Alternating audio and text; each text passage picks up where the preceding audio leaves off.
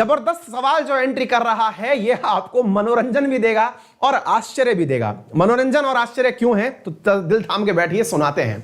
Delhi high court ने केंद्र सरकार से जवाब मांगा है। क्या जवाब मांगा है कि प्रधानमंत्री जी के नाम से जो कोरोना काल में बनाया गया फंड था, that is PM care fund, उसे हम स्टेट क्यों ना कह दें। आप में से कईयों के ऊपर से चला गया, स्टेट क्यों ना कह दे का मतलब पहले तो यह बताओ स्टेट क्या होता है। रुकिए साथियों, स्टेट क्या होता है इसके लिए पहले मैं आपको बताऊं, सवाल को पहले समझें फिर हम स्टेट पर चलेंगे। और दूसरा जो तथ्य है कि इसे हम पब्लिक अथॉरिटी क्यों ना कह दें। दिल्ली हाई कोर्ट से जवाब मांगा है, दिल्ली हाई कोर्ट ने सरकार से जवाब मांगा है। 13 सितंबर 2021 तक सरकार को जवाब देना है, क्योंकि एक सम्यक अग्रवाल नाम के वकील हैं, उन्होंने एक रिट पिटीशन दायर की हुई है, एक प्ली दायर की हुई है, जिसमें सरकार से कहा है, दिल्ली हाई कोर्ट से कहा गया है कि सरकार को अपने पीएम केयर फंड को राज्य घोषित कर देना चाहिए। अब आपको यह समझ में नहीं आएगा यह स्टेट क्या होता है। साथियों, अगर आप लोगों ने इंडियन पॉलिटी पढ़ी हो तो इंडियन पॉलिटी के अंदर साथियों एक तथ्य आता है आर्टिकल 12 नंबर में और आर्टिकल 36 नंबर में। हम अपनी किताब खोजने गए थे, वो हमने कहीं धर दी है, कोई नहीं। तो साथियों, आप जब इंडिया का कॉन्स्टिट्यूशन पढ़ेंगे तो उसके अंदर आर्टिकल 12 और आर्टिकल नंबर 36 स्टेट की डेफिनेशन देते हैं। आपने कभी भी सुना हो तो हम मूल अधिकार जब पढ़ते हैं तो आर्टिकल नंबर 12 से लेकर आर्टिकल नंबर 35 भारतीय संविधान का पार्ट 3 आप फंडामेंटल राइट में पढ़ते हैं। फंडामेंटल राइट के बाद डीपीएसपी, जिन्हें directive principles to the state policy कहते हैं, उसे आप पार्ट नंबर 4 से लेकर के पार्ट नंबर 4 में आर्टिकल 36 से लेकर के आर्टिकल 51 तक पढ़ते हैं। आफ्टर ऑल इन दोनों के ही शुरुआती आर्टिकल्स में आर्टिकल नंबर 12 और आर्टिकल नंबर 36 यहां पर एक शब्द लिखा हुआ है स्टेट। जब भी आप कोई आर्टिकल पढ़ें, जैसे कि समानता के लिए आर्टिकल पढ़ा, तो उसमें एक शब्द लिखा आता है, state shall not discriminate on the basis of race, caste, sex. इन सब के आधार पर स्टेट शैल नॉट डिस्क्रिमिनेट, इस प्रकार से एक शब्द लिखा आता है। साथियों, राज्य जो है वो इस आधार पर विभेदित नहीं कर सकता, ऐसा शब्द लिखा आता है। असल में आप कुछ भी उठाइए, जैसे state shall abolish the untouchability, state shall endeavour the life, मतलब life, right to life, state shall do this, state shall do this. ये असल में स्टेट है क्या? स्टेट का मतलब है साथियों एक सरकार का, यानी कि इसे एक सरकारी संस्था कहा जाए। स्टेट की जो परिभाषा आर्टिकल 12 और 36 में लिखी है वो क्या कहती है कि जो भी सरकारी संस्थाएं हैं या जो सरकार के प्रयास से चल रही हैं वो सब स्टेट हैं। चाहे केंद्र सरकार हो, चाहे राज्य सरकार हो, चाहे एलआईसी हो, चाहे कोई सरकारी कंपनी हो, अगर उसमें सरकार का पैसा लगा है तो वो सब स्टेट कहलाएंगी। और स्टेट यानी बोले तो राज्य, ये वो वाला राज्य नहीं है कि भारत में 28 राज्य हैं, वो वाला नहीं। पॉलिटी के अंदर जो परिभाषा स्टेट की है उसके अधीन ये सब सरकारी शब्द के लिए स्टेट वर्ड यूज किया जाता है। आसान भाषा में कहूं तो कहा यह गया है कि क्यों ना ऐसा किया जाए, क्या किया जाए कि पीएम केयर फंड को स्टेट कह दिया जाए। आसान भाषा में बोलूं तो पीएम केयर फंड को सरकारी क्यों ना कह दिया जाए। आप पूछेंगे सर सरकारी ही तो है। ना ना ना ना, सरकारी नहीं है, सरकारी नहीं है। सरकार बोलती है कि ये तो चैरिटेबल फंड है और इस चैरिटेबल फंड के अंदर चेयरमैन प्रधानमंत्री जी हैं और 3 मेंबर हैं, defence minister, defence minister, home minister और फाइनेंस मिनिस्टर। बोले मतलब सर सरकारी नहीं है ये? बोले नहीं बेटा, ये सरकारी नहीं है। आपको लगता है कि पीएम केयर फंड जो है वो सरकारी है, लेकिन वो सरकारी नहीं है। और इसी बात को लेकर के हाल ही के अंदर एक रिट पिटीशन जारी हुई है कल के दिन, और जिसमें यह पूछा गया है, plea to declare PM care fund a state under constitution. सरल भाषा में इसे सरकारी क्यों ना घोषित कर दिया जाए। सरकार से जब पूछा जाता है कि प्रधानमंत्री जी एक बात बताइए, आपने prime minister citizen assistance and relief in emergency situation fund जो डिक्लेयर किया था आपने लास्ट ईयर 2020 के अंदर कोरोना काल में लोगों से पैसा इकट्ठा करने के लिए, तो आप इसको यूं क्यों कहते हैं कि यह सरकारी नहीं है? तो सरकार ने कहा क्योंकि इसके अंदर हमने सरकारी कानून के थ्रू इसको नहीं बनाया। बोले बहुत बढ़िया। तो एक बात बताइए सर, अब आरटीआई के अंदर जिसने दावा किया है उसने गजब बात बोली है। अब मैं उस गजब बात को आपके सामने खोल के दिखाता हूं और आप उस भाई की बात को भी सही से समझ पाएंगे। एक बार के लिए ना मैं आपको दिखाने का प्रयास करता हूं, कोशिश तो कर रहा हूं, एक बार के लिए आप इसको भी देखें। साथियों, मैं आपके सामने ना पीएम केयर फंड की वेबसाइट खोल के दिखाता हूं, आप एक बार के लिए उसको देखिएगा, जिसकी वजह से यह सारा हंगामा बरपा है। जिस व्यक्ति ने यह सारी की सारी बातें करी हैं वो असल में क्यों कह रहा है कि प्रधान प्रधानमंत्री महोदय, आपने इसको राज्य की संपत्ति घोषित नहीं किया, लेकिन आप इसको यूज भी कर रहे हैं। तो इसके पीछे की कहानी को समझने के लिए मैं आपको पीएम केयर फंड की वेबसाइट पर लेकर चल रहा हूं। यह मैंने वेबसाइट खोली, अगर आपको ये वेबसाइट दिखाई दे रही हो तो अब इसको थोड़ा जूम कर, यार ये तो जूम हो जाता है, ये कैसे होगा? एक काम करते हैं कि मैं इसके अंदर यार लेंस भी यूज कर पाऊंगा या नहीं कर पाऊंगा पता नहीं, आपको शायद दिख रहा हो साथियों, यहां पर जो वेबसाइट का एड्रेस लिखा हुआ है ना, आपको दिख रहा है, हल्का सा दिमाग जोर लगा करके देखे तो आपको दिख जाएगा। यहां पर एक एड्रेस लिखा हुआ है, आप उस एड्रेस को नोटिस करिए। एड्रेस में आपको दिखेगा एक मिनट, थोड़ी ब्राइटनेस कम कर दूं, शायद क्या पता तब दिख जाए। हां भाई देखिए जरा एक बार, यहां पर लिखा हुआ pmcares.gov.in।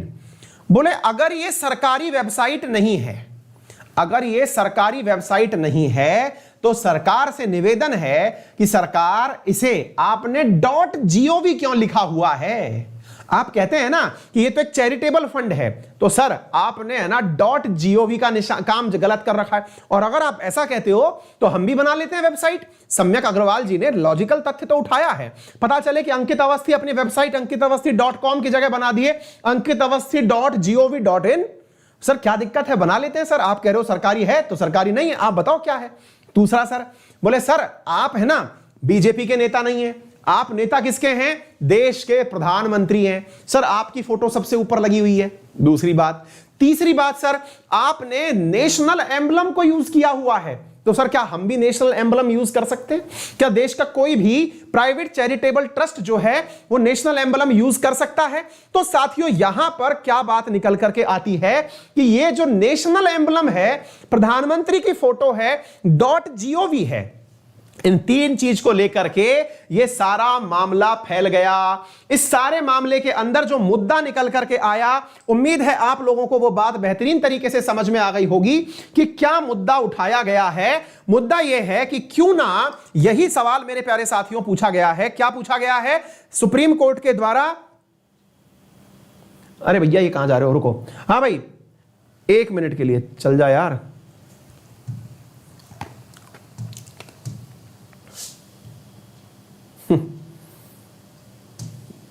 ऐसा ना करो दादा,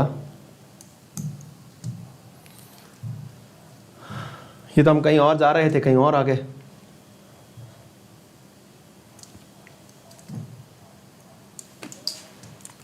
हाँ तो साथियों यहां पर प्ली क्या दायर की गई है, जरा देखिए प्ली क्या है, दोबारा देखिए।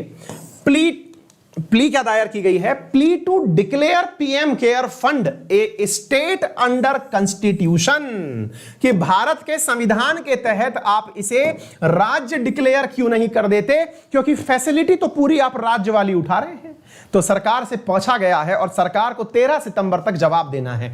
इस बीच में जो तथ्यात्मक जानकारी आपको पता होनी चाहिए वो क्या है? तथ्यात्मक जानकारी यह है कि पीएम केयर्स फंड जो है ये कोरोना काल से बचने के लिए बनाया गया था। ऐसे ही नेहरू जी के समय पीएम एनआरएफ बनाया गया था, नेशनल रिलीफ फंड, जो कि पार्टीशन से पीड़ित जो लोग थे उनके लिए बनाया गया था।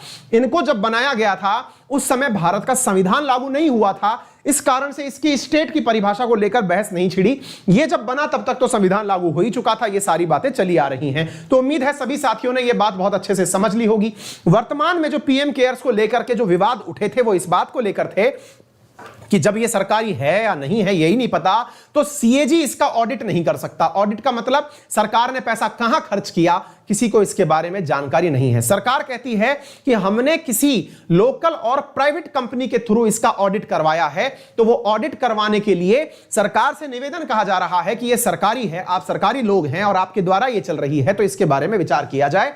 ये सुप्रीम कोर्ट के अंदर पहले भी मामला गया था, अब वर्तमान में ये दिल्ली उच्च न्यायालय के अंदर अलग प्रकार से गया है और दिल्ली उच्च न्यायालय के अंदर सवाल इस प्रकार से उठाया गया है कि सर इसे आप स्टेट डिक्लेयर कर दीजिए। इसके अंदर ये बाकायदा सवाल पूछा गया है और सवाल के अंदर कहा गया है कि 27 मार्च को आपने यह बनाया था, ठीक है। तो उम्मीद है कि आर्टिकल 12 जिसके अंदर स्टेट की परिभाषा है वो मैंने आपको बता दी है कि क्या है। जस्टिस डीएन पटेल और ज्योति सिंह की बेंच है जो आने वाले टाइम में सरकार के साथ इस सवाल जवाब को करने वाली है। इसी प्रकार से राइट टू इंफॉर्मेशन के तहत लोग इसके मामले में भी जानकारी मांग रहे हैं कि आरटीआई के तहत भी हम चाहते हैं कि इसे पब्लिक अथॉरिटी डिक्लेयर कर दिया जाए। किसको पब्लिक अथॉरिटी डिक्लेयर कर दिया जाए? पीएम केयर फंड को, ताकि आरटीआई के तहत जानकारी प्राप्त की जा सके। लेकिन दोनों ही चीजें साथियों, यदि आप अनअकैडमी के साथ जुड़कर पढ़ते हैं तो अनअकैडमी पर आप लोगों के लिए एक जबरदस्त फीचर शुरू किया गया है। यदि आप पेड क्लासेस अनअकैडमी के साथ पढ़ रहे हैं तो पेड यानी प्लस के जो विद्यार्थी हैं उनके लिए अनअकैडमी पर एक फीचर यह है कि अगर आप अपने टीचर से बात करना चाहते हैं तो चैट के थ्रू नहीं, कॉल के थ्रू बात कर सकते हैं, और वो भी क्लास के दौरान। क्लास के दौरान एक फीचर आया है, that is ask a doubt feature, यानी कि अब आपके डाउट्स का और ज्यादा अच्छे से समाधान हो पाएगा। हालांकि कोई भी समाधान आपको पहले चैट के थ्रू भी मिल जाता था, लेकिन जरा विचार करिए कि आप अपने टीचर से लाइव क्लास में टेलीफोनिकली बात कर पाएंगे, यानी आप सीधा कनेक्ट हो पाएंगे एक ऑडियो कॉल के माध्यम से, जो कि एप्लीकेशन में ही इनबिल्ट है। तो यह जबरदस्त फीचर आपको पेड क्लास में मिल रहा है। यानी कि अगर आपके मन में अब तक यह था कि पेड क्लासेस में टीचर से कैसे बात की जा पाएगी, कर पाएंगे या नहीं कर पाएंगे, तो यह सारी चीजें अब पॉसिबल हो रही हैं। तो जल्दी से कनेक्ट हो जाइए। अनअकैडमी पर मेरे द्वारा पेड क्लासेस यूपीएससी और एसएससी दोनों सेक्शंस में ली जाती हैं। यूपीएससी में मेरे द्वारा ज्योग्राफी और पॉलिटी खत्म करवा दी गई है। यदि आप जुड़ते हैं तो मेरी पुरानी क्लासेस सारी देख पाएंगे, भविष्य में आने वाले सभी बैचेस देख पाएंगे। यूपीएससी कैटेगरी में जितने भी एडुकेटर्स पढ़ा रहे हैं उन सब की क्लासेस मेरा रेफरल कोड अंकित 10 यूज करके कर सकते हैं, जिससे आपको फीस में 10% का डिस्काउंट भी तुरंत प्राप्त होता है। इसी प्रकार एसएससी कैटेगरी के अंदर वर्तमान में मॉडर्न हिस्ट्री चल रही है, जिसके बाद आर्ट एंड कल्चर शुरू होने वाली है। जो भी विद्यार्थी स्टेट पीसीएस लेवल की तैयारी या डिफेंस की तैयारी कर रहे हैं वो मेरा एसएससी कैटेगरी का स्टैटिक जीके वाला बैच ज्वाइन कर सकते हैं। सारा कंटेंट आपको रिटर्न में मिलता है, जिसे आप डाउनलोड कर सकते हैं, प्रिंट निकलवा सकते हैं, बाईलैंग्वेज कंटेंट आपके लिए उपलब्ध होता है। तो इतनी सारी जानकारियां आप सभी के लिए, तो याद रखिए मेरा रेफरल कोड अंकित 10। फिर मुलाकात करते हैं आपसे अन्य क्लासेस में। इस क्लास की पीडीएफ आपको हमारे टेलीग्राम चैनल, जो हमारे ऑफिशियल और पर्सनल टेलीग्राम चैनल्स हैं, उन सब पर प्राप्त हो जाती है। अपना ख्याल रखें। Thank you so much. बड़ों का सम्मान करें, छोटों को प्यार दें और अपना व्यक्तित्व इस प्रकार से विकसित करें कि महिलाएं आपके साथ सुरक्षित